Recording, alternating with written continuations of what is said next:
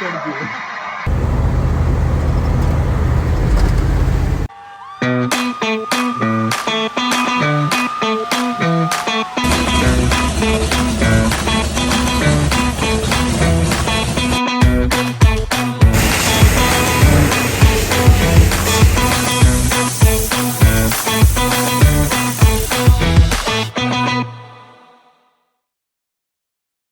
Thank you for tuning in to this episode of Catastrophe. We appreciate you taking the time to follow along on this project as we work on installing a 572 into our G-Body Grand Prix. One of the things I'd like to cover real quick is the quality of the video that you've been seeing up to this point. A lot of time-lapse video, a lot of just the camera in one place, watching us move around, work on the car. Not a whole lot of interaction with the camera. As the videos progress through the project, you're going to see that there was an effort that was made, and there continues to be an effort made to make the video a lot more interactive with what we're actually doing with the car. At the end of this video, you're going to see that we finally do get the airbox out of the car. In next week's video, you're going to see how we start working on the kit that was purchased to replace the airbox. So hopefully, as you follow along and watch our steps and our missteps, you'll learn something, pick something up. Like and comment and subscribe. We do appreciate you taking the time out of your busy day, your busy schedule, to follow along and participate in this project with us. So thanks for watching. Hope you enjoy.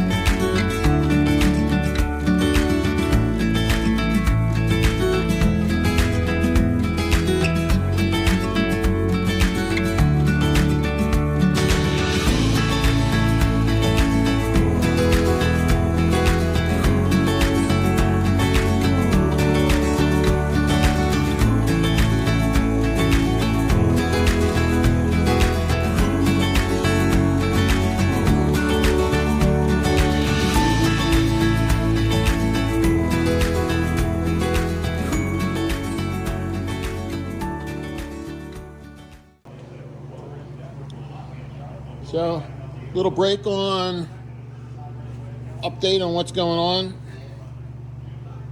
I forgot my flashlight. See here, this one bolt here, which was completely inaccessible from anywhere, so the inner fender well had to come out. We contemplated pulling the front clip off, but I was opposed to that. John said that that's how he usually does this. But the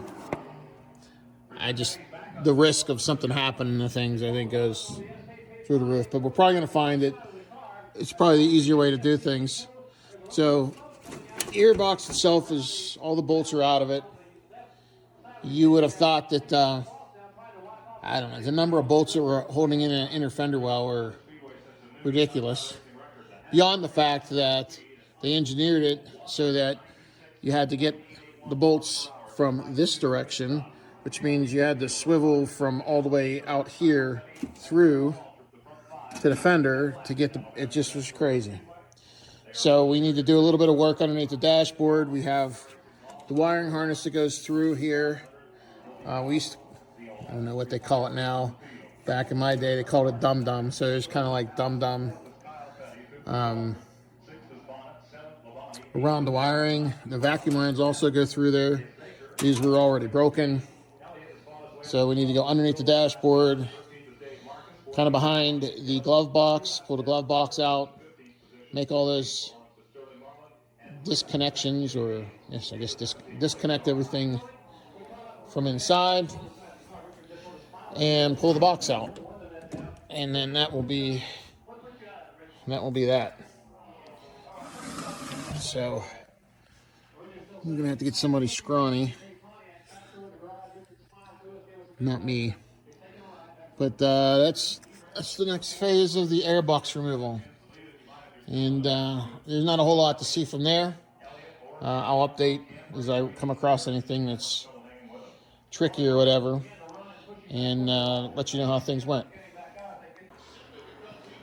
So, follow-up to the follow-up to the follow-up. In order to get the airbox out, we had to take apart the dashboard to get the controller out. And there are some screws down inside of here that hold in the airbox, or the ductwork for the airbox. There's a little Jesus clip, only I don't think it was Jesus, I think it was the devil, that holds on the cable for the door for the airbox.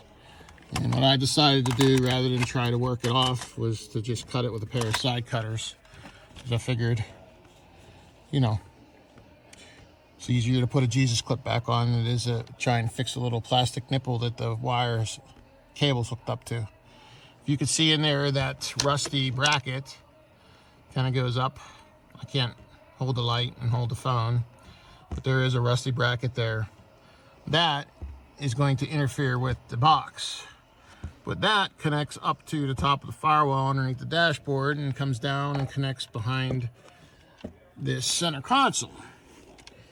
So we're going to try and get the whatever's holding it up top off.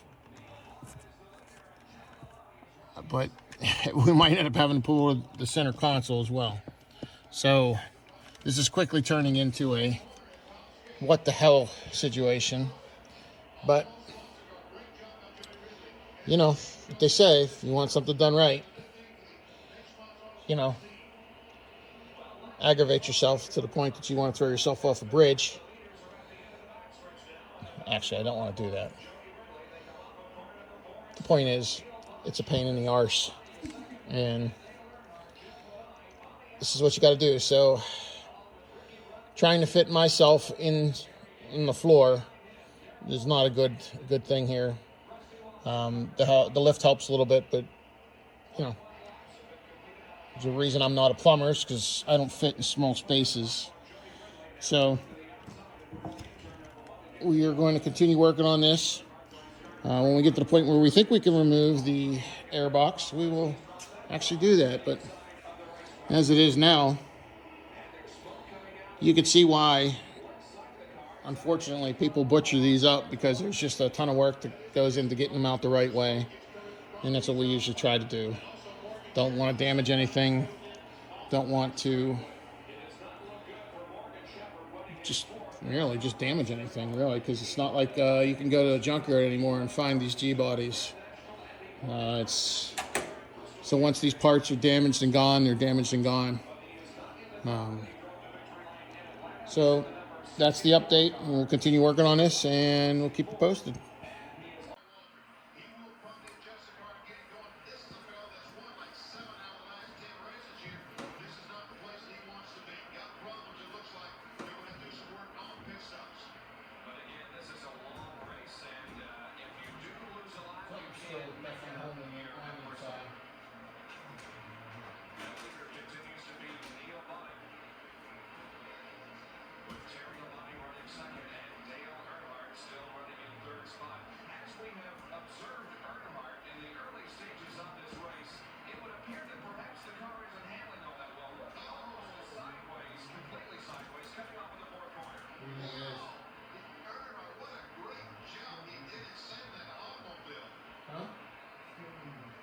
Still maintain the position of third. He has about 8 or 9 car lengths between himself and Jeff Monte, who is running in fourth position. 42 laps have been completed in this 500-lap race, and we have had no yellows to this point. Let's hope we can run the entire race without a yellow, because yesterday's Grand National race was just filled with accidents. In fact, they ran about the first 30 or so laps without a green light.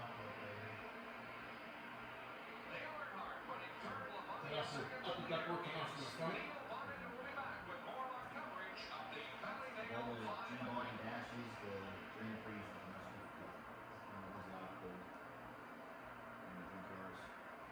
dashboard or the Just the whole entire setup of the dashboard. Grand Prix doesn't always work.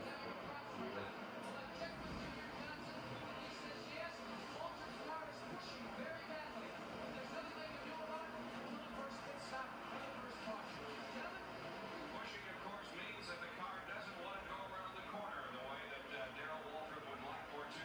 He's running a higher group, it appears, on the racetrack than most everybody else. The leader is his teammate Neil Monte in the number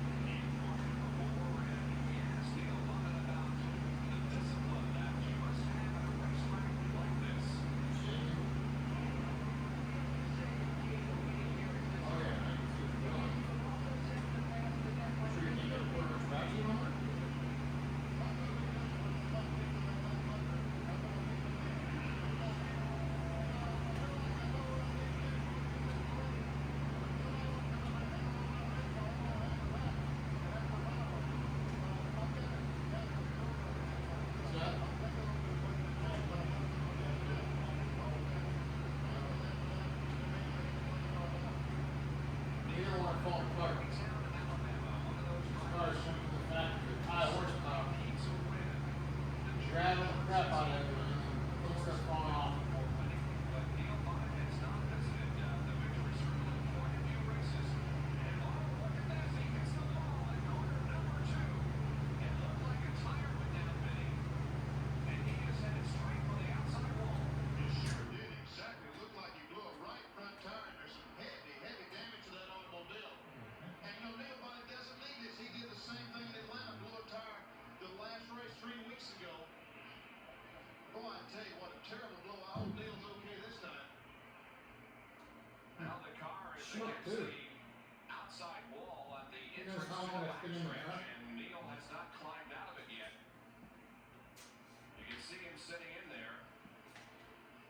Let's hope that he wasn't injured when that car just suddenly shot to the right and into the concrete wall here.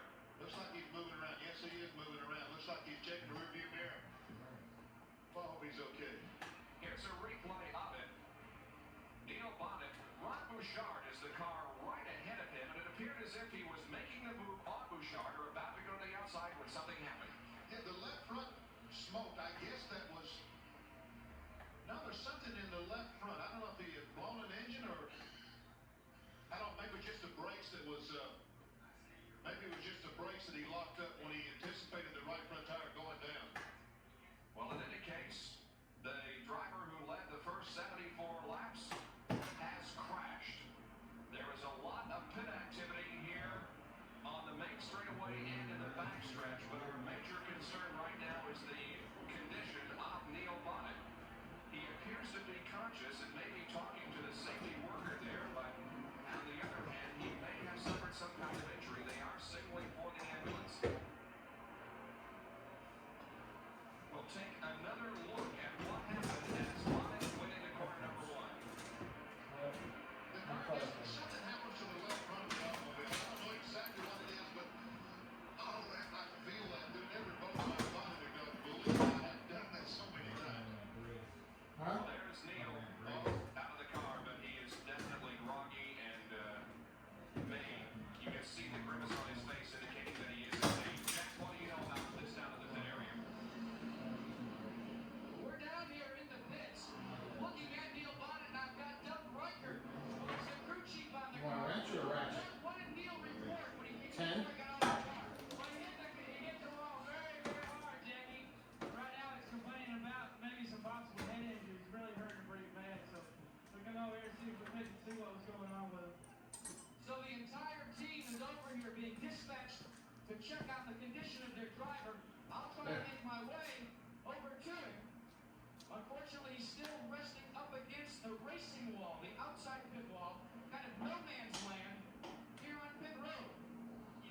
We've got a little better vantage point now, taking a look at him, and it's obvious that he is in a certain degree of pain. Tim Brewer, who is also the team manager for the cars, is over there instructing the NASCAR officials what to do. So, gentlemen, we'll check on it. We'll stay here and get back to you with more information as it becomes available. Well, he did run across the track under his own power, but as you can see, he is seated now on the pit wall and appears to be in either some kind of pain or at the worst, he's just had his bell rung pretty good because he did take a hard shot to that outside wall. He's being escorted across the pit area there in the back, and we will hopefully have a word for him in just a few moments. We'll be back in a moment at Bristol. We've caught up to Neil Bonnet. He's made his way to the back pits here. Neil, first of all, are you okay? I don't know. The throttle hung wide open. I backed out of the gas, and the car just kept pulling, and I standing on the brake and just kept going straight. You stayed in the car for so very long, though. Did you get knocked out? Well, I thought I would, but I couldn't get any help out there, so I just had to get out. We're going to let him go off to the medical attention here at Bristol International Raceway and throw it back up to you people. All right, Jack, thank you. How does a throttle stay wide open on a car, like a race car? You would think that would be like racing 101. Don't let the throttle stay wide open. You know what I mean? Those springs would have to be so damn tight for me. He was hurting. The only problem that I got is he can't get the other 30 or 31 guys up there to slow down well enough for the medical guys to get out. And look at that race for the right rear tire. Yeah, it's pretty well damaged on the, especially in the front end of the car. Neil Bonnet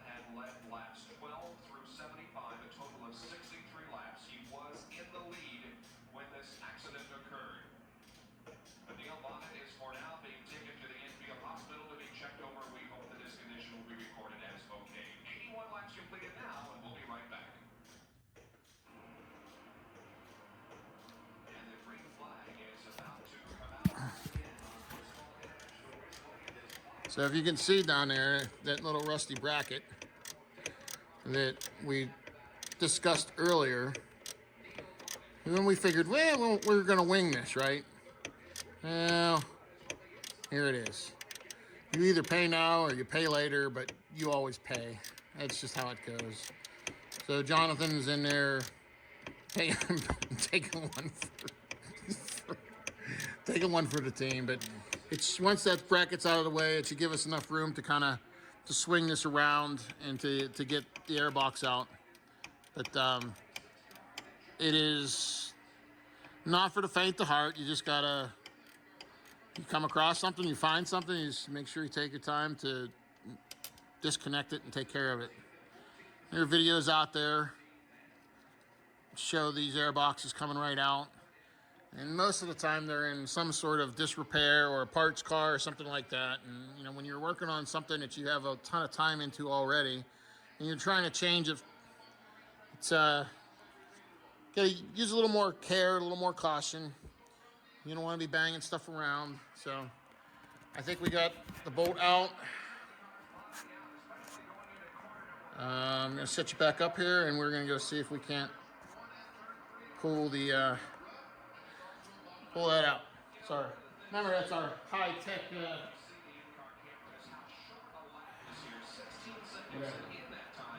get into 2 straightaways and you get into 2 corners, and it just seems like that you would lose all perspective of where you are and what's going on around you. At these speeds, sometimes you do get disorganized and really truly don't understand which one you're going to, either 1, 2, 3, or 4. Never see Joe running again, still trying to get by Tommy Ellis. Tommy Ellis was the last of them to go 5 to 12 car by Neil Bonnet. But when Neil crashed, Tommy Ellis was able to get that lap back, so he's in the lead lap. Back out front, and it's Dale Earnhardt leading the race. Labonte, then Rondon, then Walter, and then this man who was running very strong here in the early going of this race, Richard Petty, in car 43, the SEB Pontiac. He is in 6th position. And Richard Petty started this race from 11th spot, so he's done well here in the first 91 laps. Richard Petty has been running extremely strong. In the 4th place car right now, Darrell Walters, we talked about earlier on, he didn't have a chassis fault. The car was pushing a little bit too much, but he's been able to make it. They've adjusted the car. It looks like his car right now is as fast as anyone. Richard Petty with 200 wins. Can I see that light, John, please? And now a word from spotters located Where's throughout Jim? this racing arena is that Jordan, we're beginning to see a few drops of rain fall once again. Now, of course, they must complete 250 of the 500 laps. What is 250 that laps nonsense? before this race can be declared a full race. We're a long way from that point. Let's hope that the rain can stay away and we can get this in and in. But it ran hard here this morning. Close because you were on the corner. I pull that out, right? What was that in this? Several laps a moment ago, but What's right it? on the back bumper of the 3 car. Huh? Earnhardt got his hands full of snap. Ricky Rudd in the 4th. He's going to try and turn the body on turn 2. Ricky Rudd trying the inside, but Well, there's- not able to take this Hold on. one away from Terry Labonte. Talk about a team that needs to do well. Ricky Rudd has not had a particularly great season so far. His best finish in 11th in the very first race at Daytona, and it's been a situation in which that Ford has dropped out of the other races. And Bud Moore, his crew chief, is not here this weekend, and it's the first race that he has missed since 1972. Greg Moore, his son, is acting as crew chief on the Ricky Rudd machine. Looked like Labonte and Earnhardt got together momentarily coming off turn 4 just a moment ago. Both were able to straighten their car up and continue on. Terry Labonte, car running extremely strong today. He's strong all year. The Oldsmobile has been strong. And of course, you are also driving an Oldsmobile this year. Why do I like not this one? Yes, I have. But I tell you, this fellow Labonte's been putting a lot of pressure on us everywhere he goes. There's vacuum lines. Can they disconnect from anywhere? We'll do it. We just got to figure out how. Next week, when we visit Darlington International Raceway, Benny will not be in the broadcast booth, but will be Can you on pull the those racetrack. out of the vacuum lines? And The whole car can't do come. well next weekend at Darlington when we present the Trans South 500 from that very famous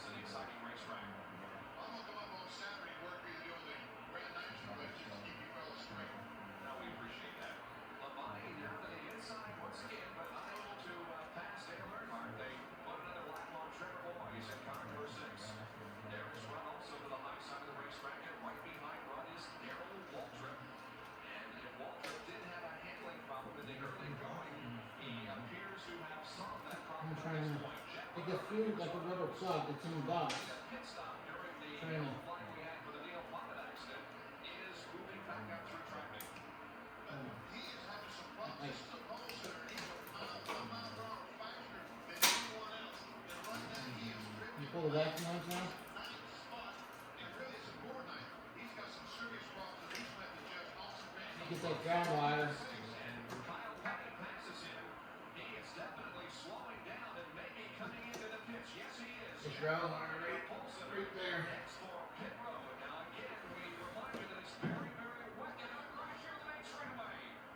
Bobby Hillin Jr.'s car is on fire. Hits the wall. Now another car involved. Dave Marcus spun, and Eddie Birchwald hit him. Bobby Hillin also involved. Hillin's car is against the outside retaining wall, and Dave Marcus and Eddie Birchwald's cars are on the infield in turn number 1. The accident occurred as the cars came up with corner number 4, and the first impact with the wall, I believe, was with Bobby Hillin on the inside. Right. And then Marcus also with the wall, and Ernie Birchwell T-boned Marcus as the car slid down into that first corner area. Jeff Bodine got a break, you know, at the expense of someone else, but that's the way it is in stock car racing. But we saw him coming down pit road. There, see Bobby Hill moving around, talking to the fellow. Looks like he is okay. But the safety crew is right there, we might mention, on this accident. Yes, they sure are. But Jeff Bodine started down pit road as we saw on our camera a moment ago. When the caution came out, when these two fellows crashed, Gary Nelson, his crew chief, very wisely sent him right back on the racetrack, so he's able to make a free pit stop. Jeff Gary has something else to add to it. Well, I'm looking at all 3 cars from my vantage point right now. First, let's update you on Bobby Hillin. Hillin is still inside the car. An ambulance attendant is administering to him with the window net down. Now, taking a look at Eddie Birchwell's machine, Eddie is okay. He is out of the car, walking around the Kodak Pontiac. He's going to go up and back and check on the condition of Dave Marcus, who is also still located inside of his automobile. As soon as they come our way, we'll try and get a word with one of the 3. There's Dave Marcus. He appears to be okay. He's unstrapping himself, unhooking the radio, and I think will be climbing out of that car. And there is Eddie Birchwald, who is already climbed out of his car, and he appears to be in real good shape. He's explaining what happened to members of his pit crew. We have a replay of it, and you can see that initial impact has already been made, and Hillin's car is right straight out the bank with a little bit of fire coming from it, and then Birchwald to the bottom right of your screen making contact with Marcus. Well, the problem that Birchwell had is the 17 car, Doug Hebron, was slowed after they tried to miss the accident, and they were headed for the same spot. Birchwell, rather than try to hit the 17, tried to try to miss the cars on the bottom of the racetrack. Unfortunately, Dave Marcus spun right down to where he was going. Bobby Hillin runs down the bank and appears to be okay. Now, let's take another look at it from another camera angle, and this was the initial contact. There is Jeff Bodine coming into the pits on the bottom. At the top of your screen, watch the number 98 car. That is Ron Bouchard, who may have had a hand in what happened behind him. There is Dave Marcus' car, and they're putting it on the hook. So all drivers now are out of their cars. It appears that okay, Bobby Hillin ran down the bank and will probably be taken to the infield hospital. That fellow you see in the blue coveralls laying under the car, if I'm not mistaken, is Dave Marcus showing the fellows where to hook the hooks on the record to so they can get the car before they Ready? Jackaroo. Benny, I'm here with the fellow that came out of the Miller American number 8, Bobby Hillin. Bobby, first of all, are you okay? Yeah, I'm okay, you know, Good? I got somebody got tangled up with Ron Bouchard. I went low to Step the out water, some hit the honesty. water, and the car just accelerated into the wall, and, you know, I just like to thank Miller and all Road, you and your Chevy brothers and everybody that's put this deal together. We're just gonna keep fighting and trying to win a race someday. On a short track like this, in an accident, when it unfolds as quickly as it does, is there Right. things that you as a driver can do? Well, I couldn't get your whole question, but, you know, there's not a lot you can Got do. it. You don't have much room to work with, especially when the inside of the track is so wet, because you've got to avoid and get the water, the car just accelerates, you have no control, so, you know, really there's not a whole lot you can do. We just hope for better luck next time. We hope for it too. Benny, remember, that's one of the things we brought up with this hop in the telecast, how the rain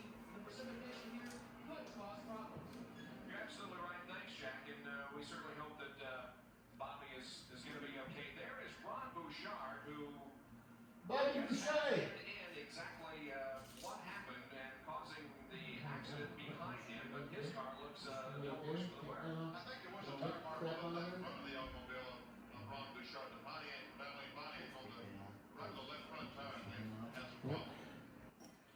Okay, 109 laps have been completed. Okay, so we managed to get the airbox out. It is a world record. We just confirmed with Guinness. They said, by God, yes.